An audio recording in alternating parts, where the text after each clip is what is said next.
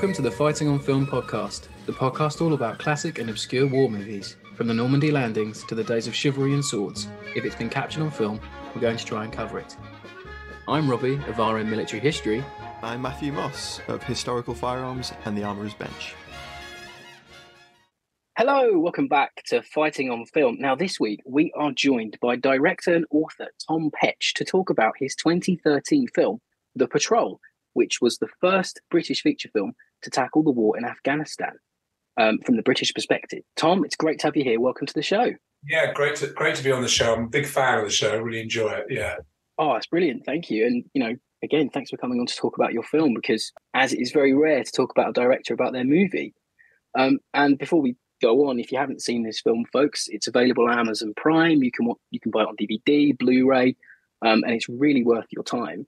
So, as we usually do, I'll cover production or Matt will cover cast or how we ever do it. But this week, as we have you here, Tom, it would be amiss to not get you to run through how did the film come about, like the production of it. Please regale us. That's a story. So it must have started. I looked at the first draft script, which was November 2009. So there you go. And the Afghan war had rolled into the NATO deployment, so British troops were in Helmand, and things had come off the rails a bit, and it was obvious to me that probably the Taliban were going to win. In fact, I think quite a few people sort of realised this policy wasn't working. And a mate of mine, he rang me up. He's another veteran like me, so I was obviously in the army, left 97.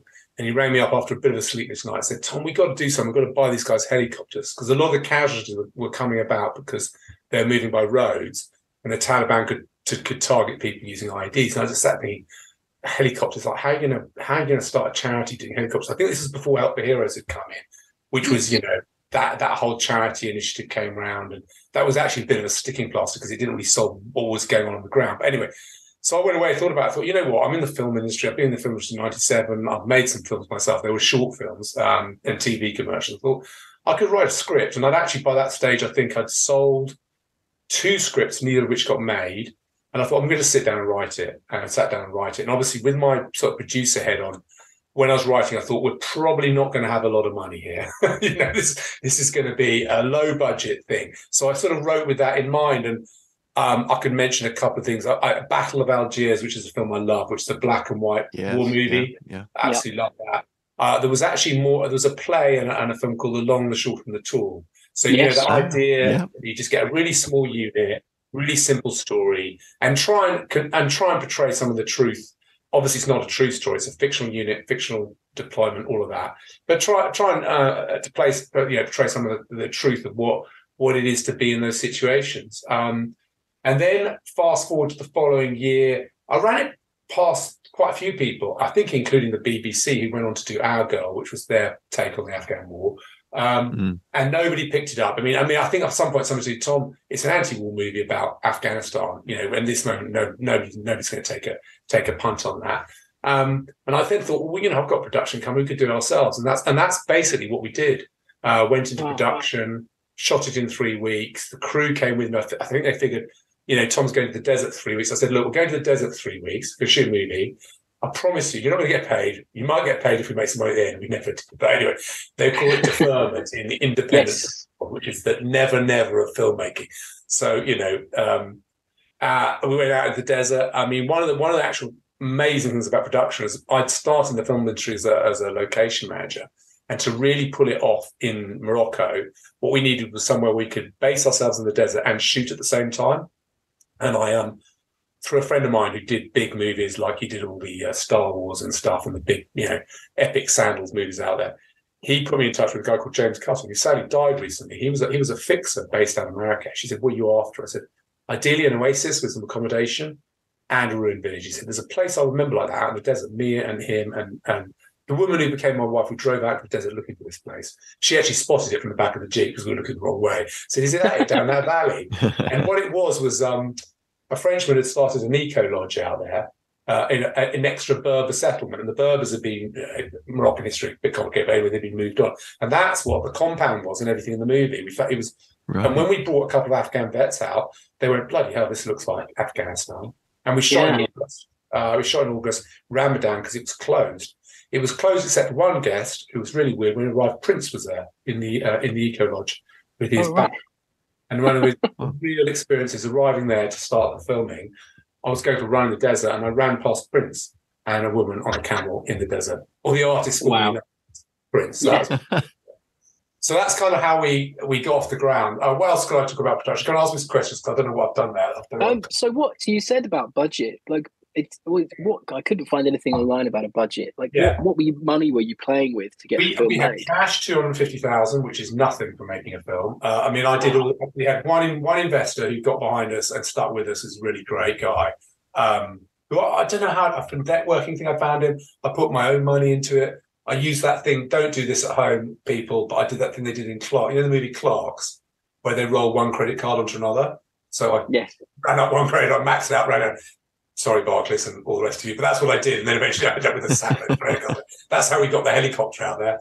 There was a point where my producer, Tom Stewart, is a great guy, said, Tom, we've got to stop production. We've run out of money. I said, we're never going to stop shooting. We'll just keep shooting. We'll be all right. And that's how we got through it. So it was a kind of wing and a prayer.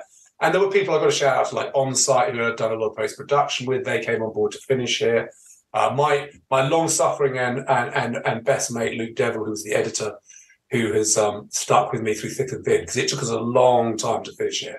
Because we came back and it took us, because we didn't have any cash. We then went into post production. We had to go back to our day jobs to finish it, which is why we shot in 2011. We didn't come out till 2013, which is quite a long time. Right. Yeah, because I remember when it came out, and I just couldn't watch it for a while, and then I noticed it come out on Amazon. So, did it have a theatrical release over here? Yeah, and actually that's the problem that's changed now. With independent production, basically you've got a theatrical window, which is where you get the cinema release, and then they hold it for 3 months, and then you get the DVD and the online. Really, what you want as an independent producer, you want those two together. And we had a problem in that the distributor went for it, Picture House and people picked it up. Well, they were only doing like 12 screens, so that wasn't really worth it. We had a lot of good press and stuff. And it would have been good if that had been compressed. I think that would have been really good for the audience to get that all out once. That happens more now. That whole model has changed since COVID. Yeah, it does, doesn't it? Stuff drops at the same time. Yeah, you could pay for your latest Marvel or go to the cinema, I think, pretty much. Yeah. And you just missed the streaming boom by like maybe a year or two, I guess. Yeah, we were ahead of that. We were DVD at Sainsbury's, which was I think that's where I saw it initially. It used to be the port of call for the low budget war movie fan, where you would go and check the DVD. That shelf by checkout. That's it. Yeah, exactly. Where Eagles Dare, the platoon together. Yeah, exactly. I just thought I'd mention quickly the cinematography by Stuart Bentley. He worked on Black Mirror, This Is England 90, Top Boy, Our World War BBC series, and his work on the movie is absolutely top notch. Fantastic, fantastic. Really good stuff. Amazing job. And we did a weird production thing, which is basically when you're shooting, you usually shoot a straight day, which can be a 10-hour day or 12-hour day with a break at lunch. But because we're in the desert in August, the worst time to be shooting is the middle of the day, because you get really strong overhead light. The magic hour happens at dawn and dusk. So what we did, because we were kind of our own band really, and living in an oasis, Stu and I decided we'd shoot morning, shoot evening. So we get up before dark, get out in the desert for sunrise, shoot, wrap up about 11, come back to this oasis, which had a pool, it was beautiful. Everyone chill out, have a bit of meze, do lunch, have a siesta, and then we go out again for 3 o'clock to pick up the magic hour. So our shooting day was always split, which is why we get that great light already. Got that great light all the time, all backlit, natural light out of the desert. And it's a fantastic location to shoot Morocco. Oh, without a doubt. Yeah, it looks huge. That's what I like about it. They feel really enclosed, and they feel like they're just this tiny little dot in this huge, massive space, and they could be ambushed at any moment. That's what I loved about it. And that was my idea. Yeah, that was my idea about it. Was like, because a lot of these guys were going out to Africa when we were very young, like 19-year-olds, and I thought, basically, if you're 19, you come from North Norfolk, Bradford, wherever you've been deployed from, and you get shipped to Afghanistan. It's a bit like going to another planet. So that and the soundtrack, the soundtrack Nick Crofton on Jones Grimston. The soundtrack is phenomenal as well. Yeah, it was like the beginning of the film is amazing. Yeah, that was it. It was kind of thought, those movies, trying to think of, okay, it was a bit like, not really like Alien, but that feeling where you're just completely lost in another world. That was the kind of vibe we were going for with that cinematography and the music. Yeah. Right. So maybe Matt, do you want to? I know you've got some things on the cast. Do you want to go through and see how we get on? No.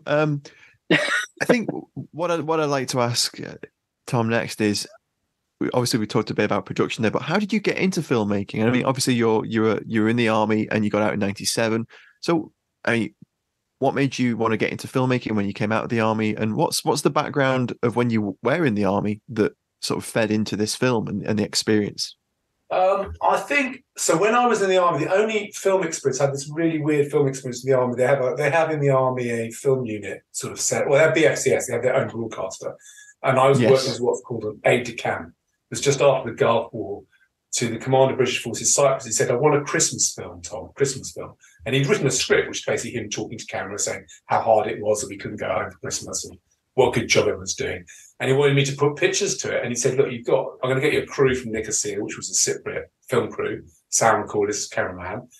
And because I was working with the biggest man in the island, I could just pick up the phone to anybody I wanted. So I'd ring up Akatir and say, you got any tornadoes landing? And I'd ring up the Army Recce Squad and say, can you get me some scout cars? Navy, get me a landing craft. And then I got a helicopter off him, and we flew around the island filming all this. And I just went, wow, this is a job. This is producing. I've got to look into this when I leave the army.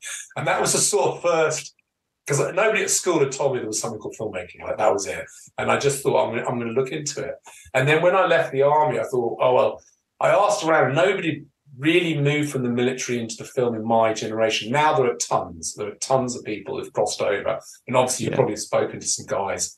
Actually, you spoke to Jim Dowdle. He's older than me. Okay, there's one guy, but he was TA. Yeah. But like, I was the first of a couple of guys that moved across, and I rang up a mate of mine. And he said, he said, "Oh yeah, I'm on a film, but don't come down here. It's a porn movie. It was called Preaching to the Perverted." So I then I'm not going to go and work on that set.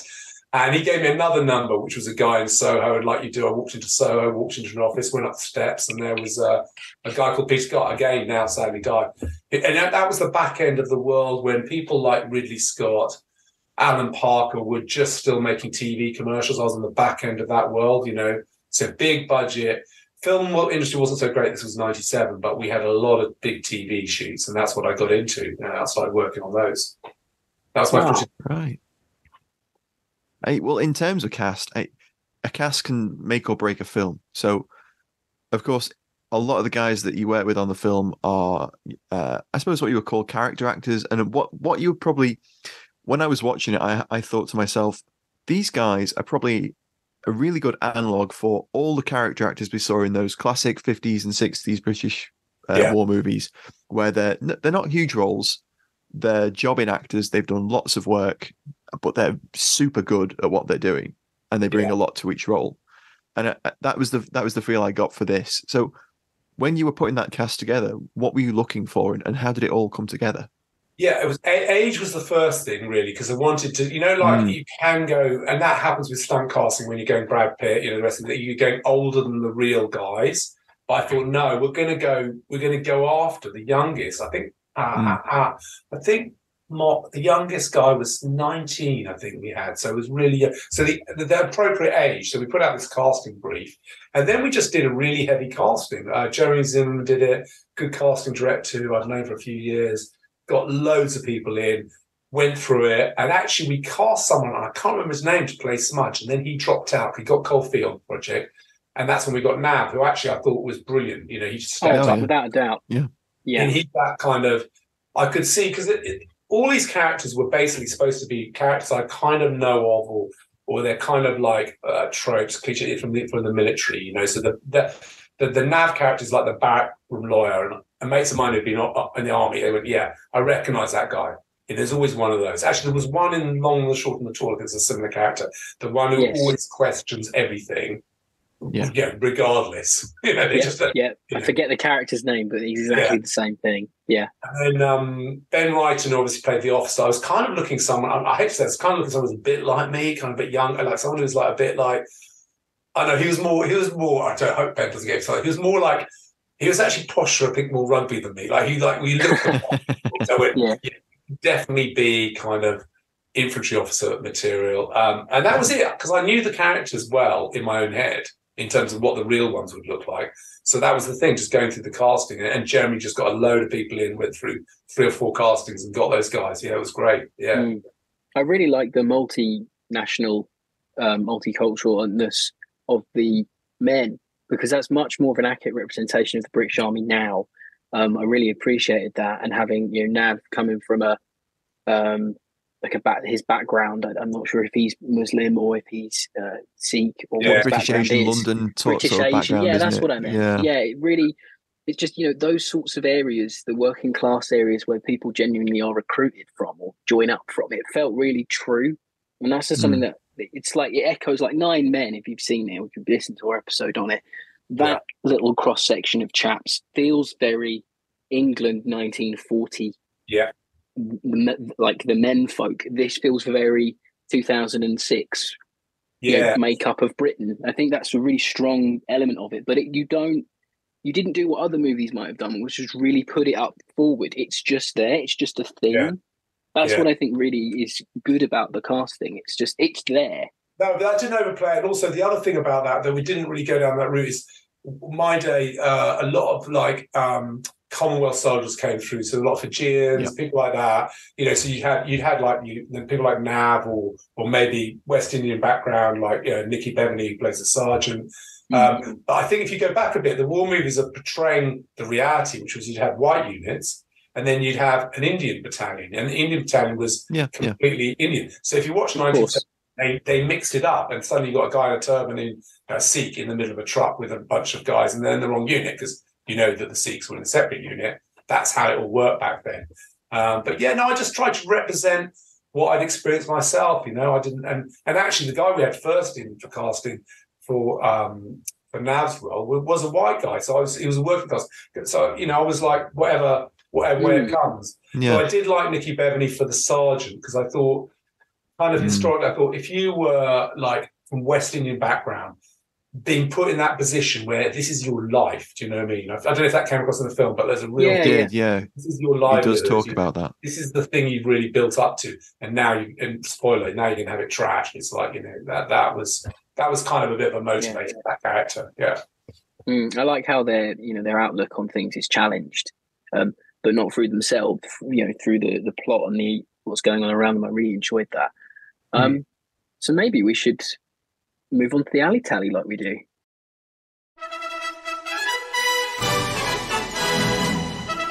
It's time for Alley Tally on Fighting on Film. So, to lead off, did you have any obstacles with sourcing kit and equipment? Because obviously it's more modern gear. Is that harder to source? Yeah, we didn't have problems sourcing. We had problems getting it into Morocco. So I think Libya war was either on or was winding up when we went out there. And the insurers were like going, well, what are you going to do? And I said, well, we'll be one of the best armed units in the area. I said, we're going to have 2 Brownings and a load of AK. We'll have some stuff with us. We might have to recommission it. But anyway, that's what I said to them jokingly. But actually getting it out into the country is really tough because Morocco is very, very strict. So basically, there was a coup a long time ago in Morocco. So they're very strict, and the government doesn't trust the army with weapons. So when you go there, it's handed into the gendarmes, who then lock it up every night. You literally wait for the gendarmes to hand it out to the army in the morning to get your weapons out. And we had a bit of a problem to start with, which was that DHL, bless them, broke the containers in Heathrow Airport. So we lost the weapon shipment. Tom Stewart was down there at the airport to sign over all the weapons. They didn't show up. Rang me up when I was up in the desert. He said, no weapons, Tom, what are we going to do? So we started shooting 2 days later, which on that schedule was pretty sketchy anyway. But no, we did get them out there. There was an armourer, there was cohorts supplied the arms, so they're like BAPTI, they're one of the bigger armourers. And we took the 5.0s out there. I don't know if you saw it, we tried to make the Brownings jam deliberately a bit because there was this thing going on. I don't know if they mentioned the film. I think they did mention the film. There was a bad batch of Pakistani ammo used and that was about 2008, 9. So I made that point that they got the bad batch of ammo ramming it into the breaches and it messed up. But no, that wasn't too bad. We got it all out there in the end, and But the guys hadn't married up with the weapons before they got to the country. So they had to do a lot of catching up with the weapons training when we got. That was another question I was going to ask you. Was obviously a lot of big films since Platoon have done boot camps. Yeah, is that something you did with the guys just to get them, to look right with the equipment? Yeah, so we took them on I think it was 48-hour trip up to Wales, and were mean to them for a bit. Not too bad, but like just to kind of Give get them the that. whole Brecon treatment, right? What, sorry? Give them the whole Brecon treatment. Yeah, I mean, there's some legendary boot camps. I think Platoon's got to be one of the better ones I've ever heard of, which sounds horrific. And actually, I know that they sprung from the boot camp to the opening scene of that film. Like, someone told me that on another podcast. Actually, it's like, so they literally came out of the boot camp, were told they were going to stand down, went and had a few beers, and they got woken up at 3:00 in the morning and sent into the jungle to act out the first scene, which is method acting. But I did do quite a lot of that. I did quite a lot of. I don't know if you ever get the guys. It's like I did make them walk a lot, and I did make them patrol a lot, and I didn't tell them what was going on, and I didn't.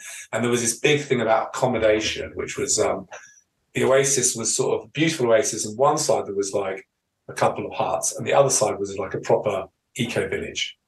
And the cast didn't suss out for about a week that we were in the eco village and they were in these two huts all like crammed in together, sweaty, and I don't know whether that was the right thing to do to them. It was method, but.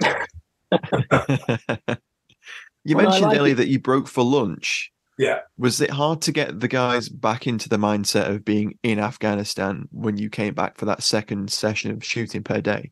A bit, but you know what? That's kind of what being an operations is like. There's a lot of it's downtime, just sleeping, and then suddenly someone wakes you up and goes, "Oh, can you go and do this?" It's like that's what happens. It's like that's the real thing.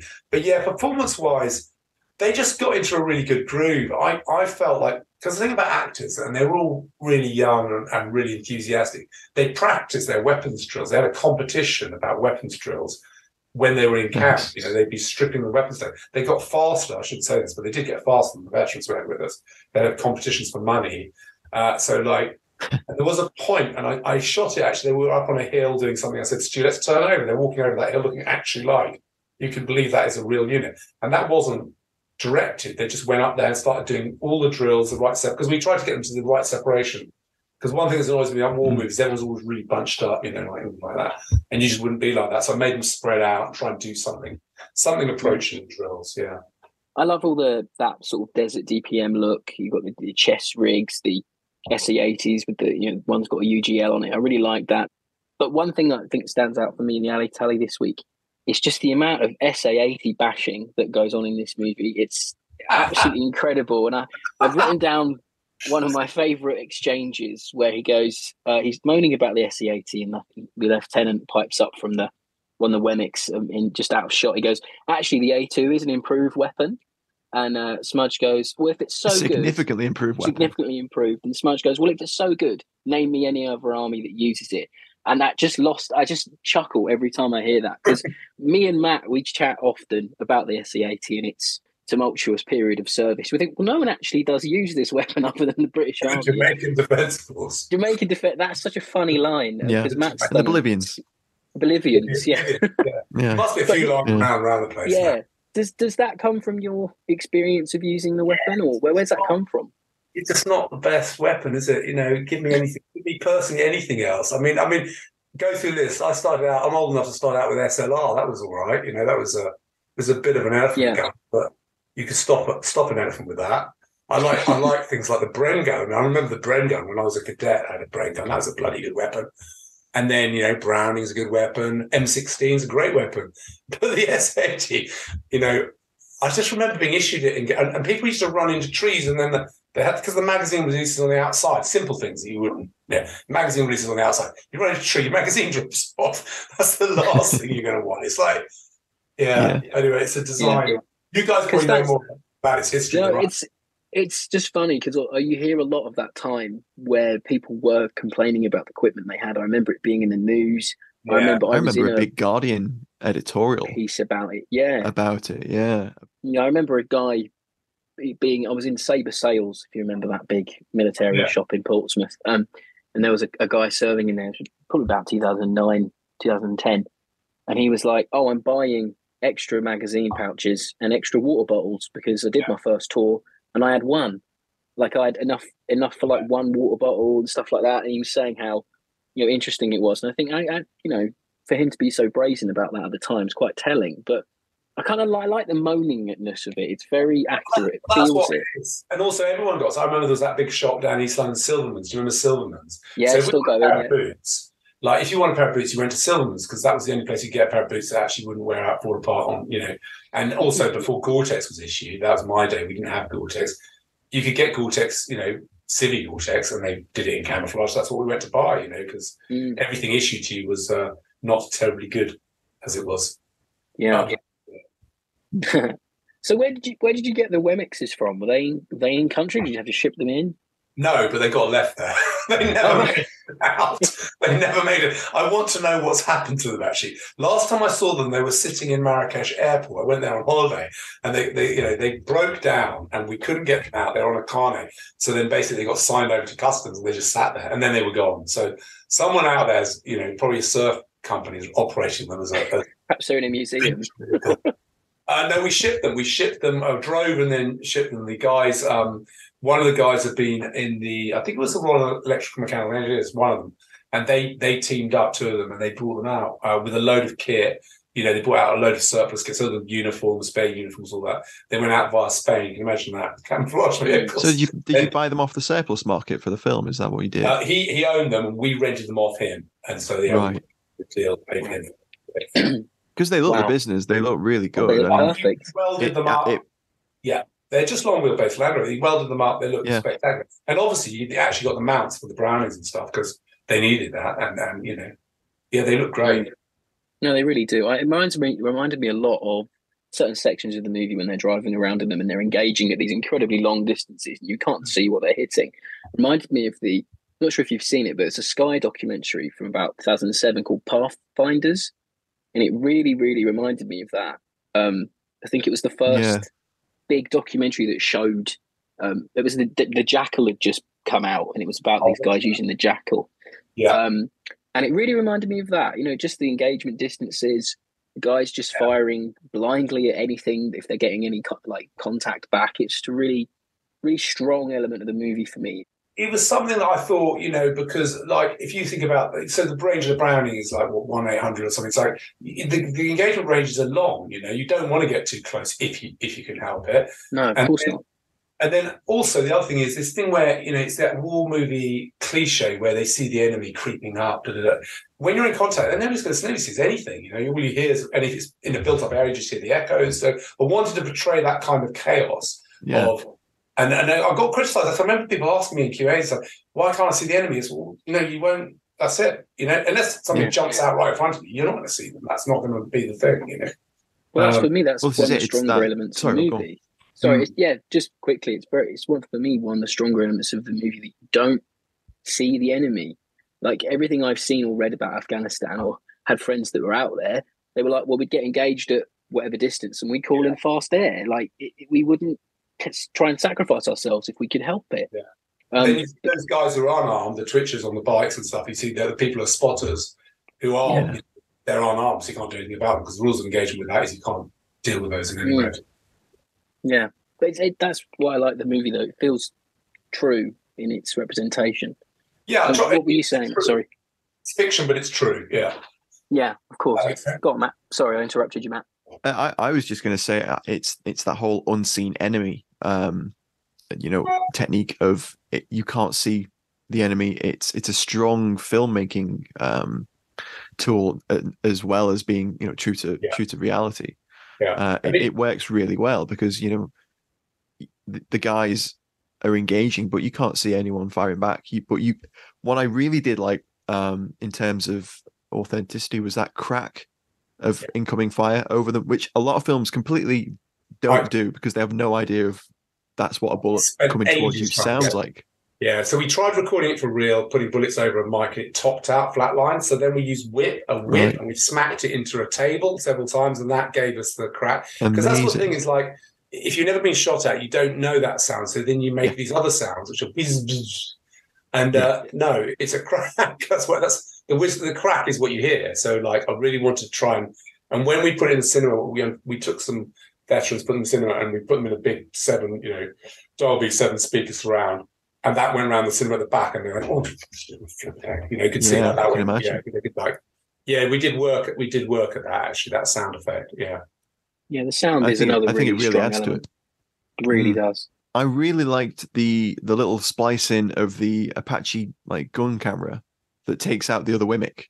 Yeah. I thought that was a really nice little thing to include. I thought that worked really well. We've got some. Yeah. The biggest thing about that was like that cliche. The explosion's so big they shot it 7 times. It was literally like that. We rolled both cameras, right, and there was this brilliant SFX guy I work out with called O'Connor. He's Irish. He's from Spain.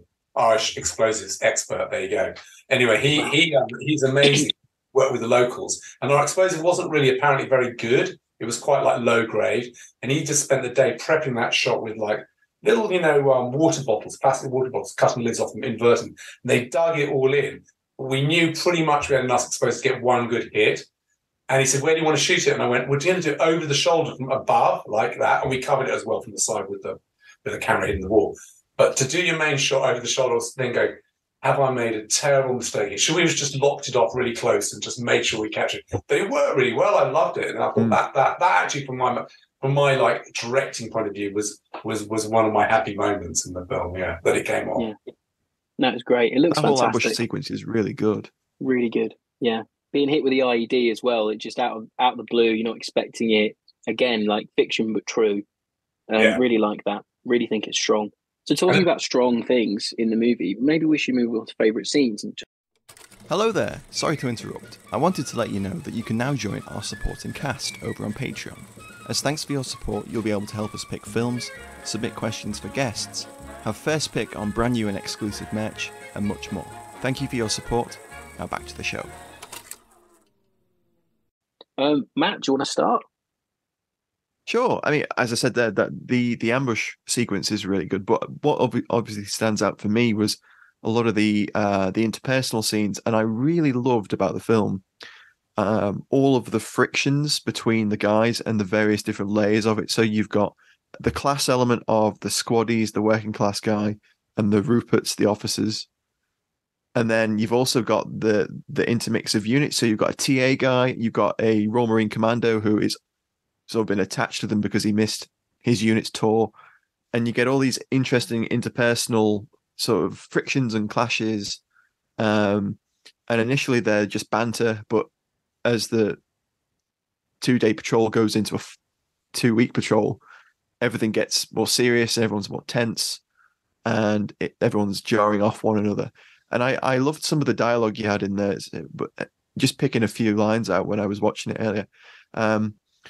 Rob's already mentioned the SA-80 slander that goes on in the film, but there's a great line where I think it's the lieutenant. It says, "Private Smith, would you please stop slagging off the equipment?"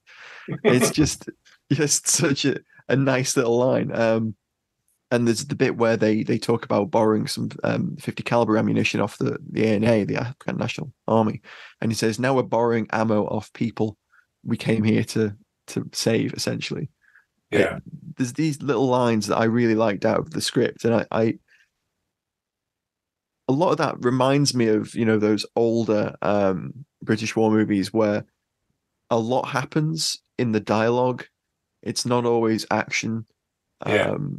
It's often about interpersonal relationships and the way characters sort of interact and develop, and I think the film does that really well. Yeah, it's interesting. But they're my favorite parts. There's a good, because I wanted to show, because often I think that again is a war movie cliche where the unit goes there, they take some casualties, but they're all strong and they all finish well together. But go figure, if you're under that much pressure, that may not be the way. And it's been my experience that sometimes that isn't the way that goes, and the frictions really blow up. People that end up having fights over stuff. And there was a Norman Mailer book called Naked and the Dead, AK 7 Pacific, really good book, covered a patrol walking through the jungle where they all fall apart. That's a common kind of thing. That's a kind of real life scenario. And I just wanted to, I probably pushed it a bit, but I wanted to portray that kind of how those interplays all lead to conflict. And the more and more the pressure grows, and the more and more, things go wrong, people get hurt, the more that can blow up. And then how hard it is, obviously, the officers try and keep it on the rails. It really reminded me of those elements that Matt was talking about, like the friction and the it just all builds. It really reminded me of Battleground and Attack. We did recently on the show. We did Battleground a few years ago, but these are movies where men aren't just there to shoot at Jerry's and run about a bit. They're actually having way more to say on their actual situation. And that's where the movie for me is unique, because a lot of those British war film classics of the 50s and 60s, they don't really get into that very much. You know, The Cruel Sea does a little bit. Yeah. Something like Nine Men does a little bit, but not really at a personal level like this film. And I think as another thing one of the things I love about this movie is you have a death really early on. Taff gets hit, but it's not dwelled upon like it would be in another film or someone else's take, because for people who haven't seen it, Taff gets hit and it looks like it goes through his body armor. You later learn that it hits him at the side and he's evacuated, but you don't learn of his death until later on in the movie, and his death leads to it's the straw that breaks the camel's back. Yeah. And that's just a very strong thing, because now the guys have this, they were angry at the fact he was hurt, but they now are extremely angry because they blame the officer class for him being killed, when it's not that at all. But it's just that whole these personal relationships, you know, the banter will get them through. But when there's not, it's like Taff was the main banterer, and Smudge just sort of is really affected by that. I really think that's a strong part of the movie. It's much more of an interpersonal type war film than it is an actioner, and I really appreciate that. Yeah, definitely. That's what I wanted, and I was trying to show, like, because as an officer, you have to stand there. If the policy's a mess, right, and you're in a situation like that, and the policy clearly for them is a mess, you still got to front up the policy. You know, you can't turn around and go like, oh well, we'll just pack up and leave, you know, or whatever you would want to do. But I was trying to show that just because you've got a uniform on doesn't dehumanize you. Just because you're in the military, you're still a human being. You've still got all the same motivations all of us have, all the same, you know, emotions. Everything's going to be the same. You're just in a very pressured situation. I think that's what there's another thing where it just stands it apart, because there aren't many war films. Well, there are obviously war films that do this, but not often than not, your bigger Hollywood movies don't really get that level of it. They might hint at it, but when you do an independent production like this, you've got way more scope. You haven't got a studio saying, look, we need more action. There's no, you haven't had an explosion for 10 minutes. What the hell are you doing? Like, you've got the opportunity. You would, if it was a big commercial film, you would not get away with that. No, you get a bit of it. You know, you get Saving Private Ryan where they're sitting around the campfire playing the record for 5 minutes or a minute, and then they're gone. And that's as close as you wouldn't get it. I did think that one was the one Band of Brothers TV series. I thought they did quite good stuff. Off, you know, there's a bit of that in that. One of its strengths. Trying to think of it, But I also have this theory, and I was going to ask you about it. So when the men are out in the open, they're very professional soldiers, and they have this outward look of, you know, doing the drills, patrolling, driving around in the Wemmixes. And then when they're inside in the compound, they have these outbursts, they have the banter, they have complaining about kit. Was that a narrative choice for you to have when they're out in the open, they present themselves, when they're inside, they're in, and they can talk about their inner thoughts? And I'm probably being a bit theatrical about it, but no, that's exactly because they're highly professional. They're members of the British. They're highly professional. They're never going to let anything get in the way of the job. The job comes first. But away from the job, when you have that downtime, when there's somewhere relatively safe, then that's when things get expressed that aren't being expressed. And you can't stop in the middle of a patrol and have a bust up about something. That's not. No, of course not. And it never would really happen, I think. So yes, that is exactly a narrative choice, and I think it's quite a real choice. Yeah. No, it was really strong. Is there a specific scene that stands out for you that you're, you know, really fond of or proud of? I think a lot of the experiences were kind of based on my own own experiences. And there's the one where where the officer has to break the news to Taff, which is something about Taff's death, and I'd have to do that myself to my men. Right. And that's like, I like that scene. I don't know what happened in that scene, but I remember. I don't know if they're going to hate me for this. Some people burst into tears they were watching it from by that tree. I don't know, the sunlight. I don't know how it comes across in the film, but it was an evening shot, sun. It was just very moving. And, you know, you felt like, and Ben delivered the lines. I think we did it one take or two takes or something, and then just went, that's okay. We're not going to do it. I was supposed to cut around and do a face shot. And forget that. We're going to print that. That's good. So that scene was quite. quite moving for me. Yeah, It is very affecting because you get the two officers. One doesn't want to tell the men because he knows it's going to break them, but the other officer's like, well, we can't not tell them because if they find out, it's going to be worse. If they're over the Like, net, then they'll be really angry. Situation. So when you know someone's been hurt or dead, if you know someone's dead, and there's lots of different, in the military, there's lots of different networks of radios. So depends which network it's come over. So in that case, I sort of portrayed the reality that it came over on a higher formation net, so only the officers have that information. If there was a watchkeeper there, he might have got it as well, but I didn't like bother with that semantics. But that might spread somewhere else down the networks, and then eventually someone would find out, and that probably would be worse. If people have found out that everyone knew and you didn't know, then that would be worse. I think that was the point the character Ben plays is making. It's like, yeah, it comes across, yeah. And it gives the characters way more agency and a chance to react to something rather than having them hear it secondhand, which is, and that allows their characters to develop and actually take it on board. So maybe we should ease into final thoughts like we usually do. Oh, no, but before we do, we should actually do our listener question for this week. So Brian Williams, one of our Patreons, if you're not a Fighting on Film Patreon member, this is one of the perks that you get when we have guests on like Tom. You can ask them questions. And he asks, how important was it that the soldiers were seen to talk as soldiers and not as actors playing soldiers, which you often see in films? Yes, I wanted the dialogue to I want those characters to be believable to people who served in the military. I don't.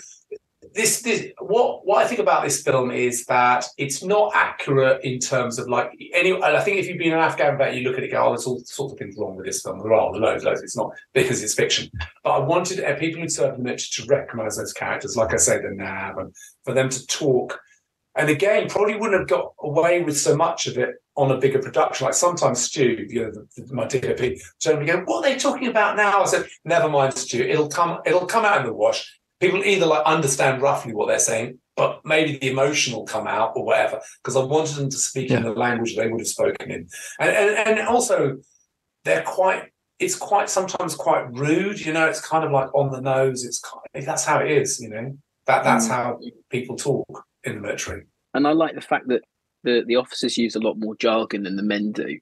The men are just very more straight with how they're talking. The officers are saying the jargon. Because sometimes when the officers are talking, I was like, I don't know this abbreviation, but it made complete sense for these guys to be saying it, which is really nice. So, final thoughts, chaps, for this week. I've got a couple of questions that fit in nicely with final thoughts. Obviously, with the film, you wanted to spark a conversation about British Army's preparedness for counter-insurgency campaign like this. Do you think the film helped start that conversation? And do you think it's a conversation around preparedness that we still need to be having?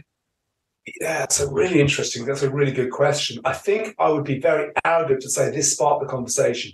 I think I might have been one of the very early people to put my head over the parapet and say this is not working. The key thing about an insurgency is it really isn't a military operation; it's a political thing. And if you can't provide an alternative narrative to insurgents, which we weren't doing, they're going to win. But yet, when the Taliban took Kabul, people were still surprised. So my narrative didn't carry that far. It was obvious to me they were going to win.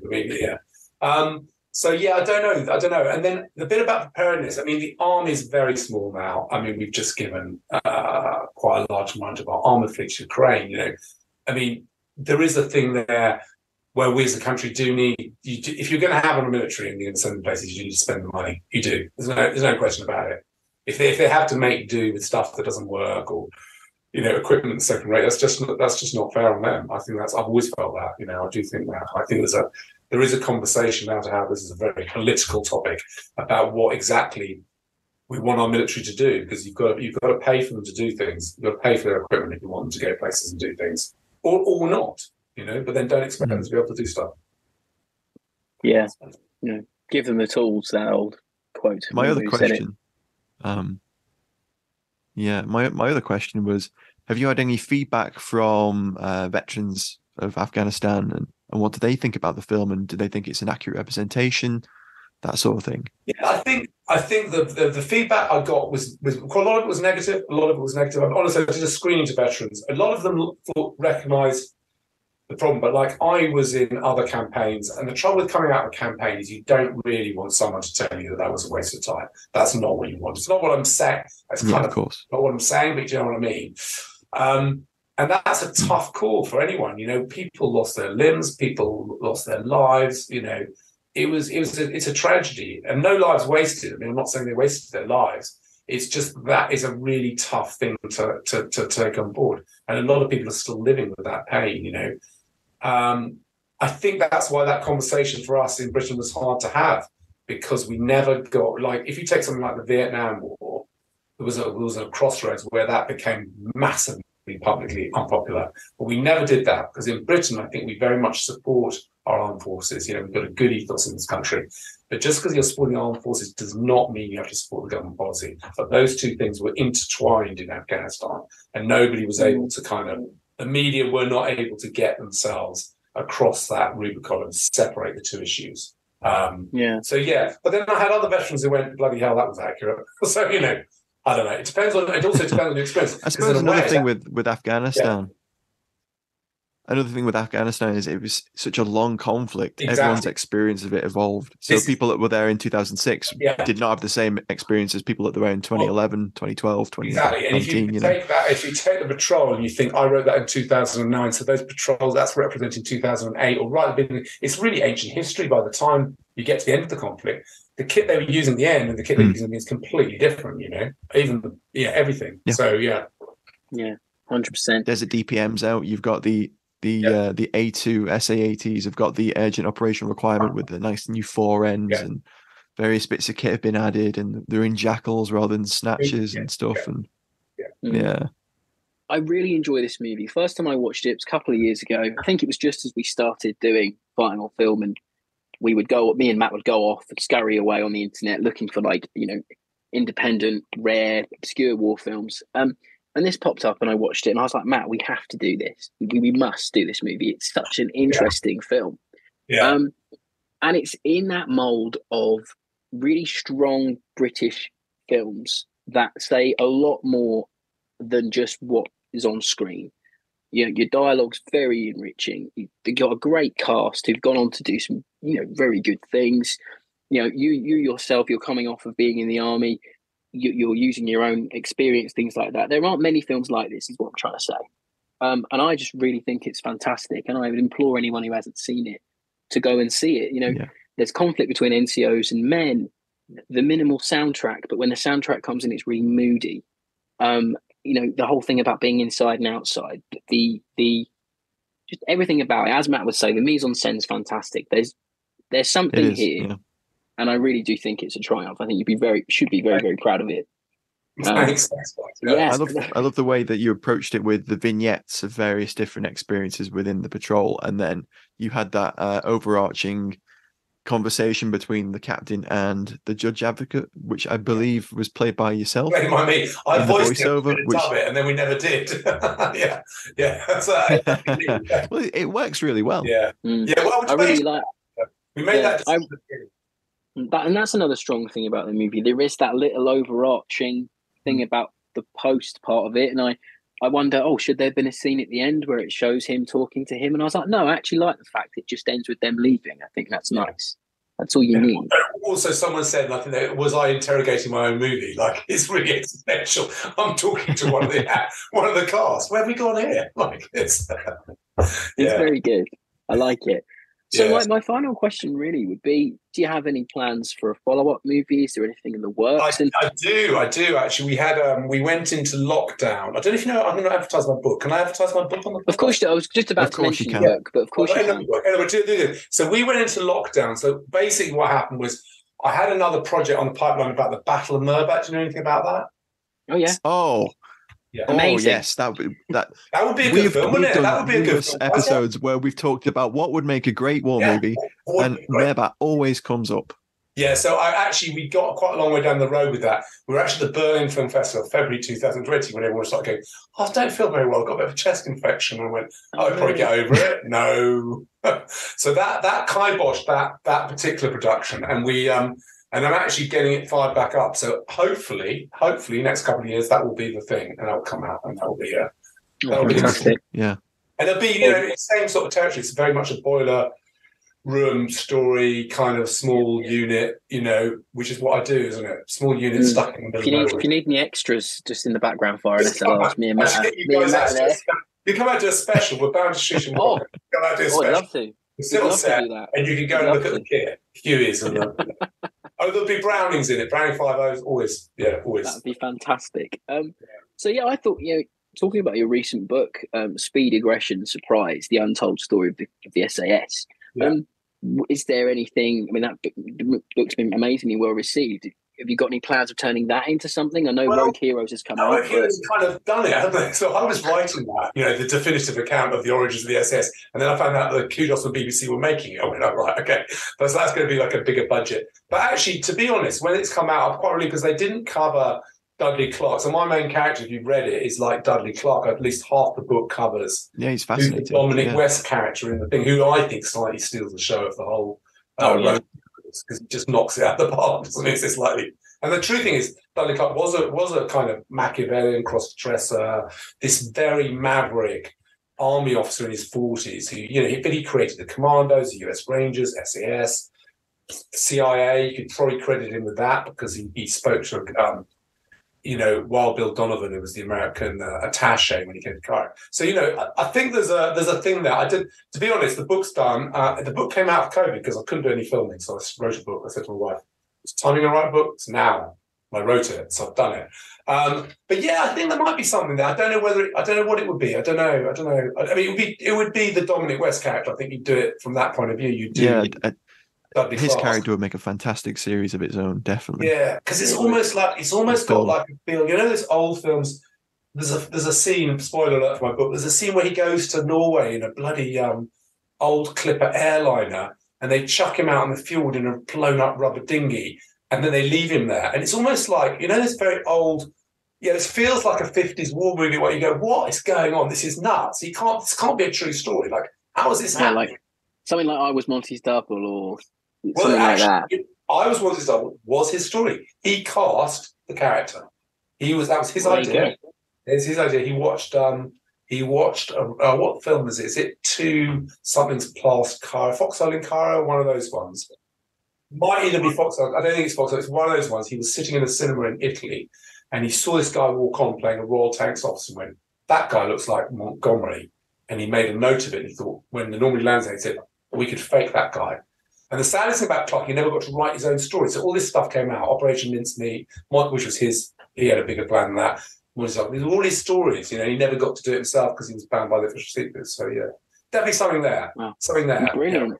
Yeah. I really hope you get something done on that one. Yeah, To wrap up, thank you so much for joining us, Tom. It's been so eye-opening and amazing talking to you about your film. And again, listeners, if you haven't watched it, it's out there. It's easily findable. Please watch it and drop Amazon Prime right now. There's no excuse. Yeah, and I encourage all the directors get on here. Directors and producers get on here because that's good, isn't it? If you get like other directors, you should get on here. It's a great podcast. Yeah. I find it really interesting. Yeah, it's that half the battle is finding industry people that want to come on and they're not busy. That's half the problem. Well, I'll find some for you. Well, please do. Watch this space, folks. Watch this space. So, as always, thanks for listening once again, everyone. And you can find the rest of the show on fightingonfilm.com. Start from episode 1, have a fuck binge, and we will catch you next time. Thanks for joining us, everybody. Thanks, Tom. Thanks, everyone. Bye. Cheers. That was brilliant, guys. Thank you very much. Take care. Really fantastic. Thanks, Tom.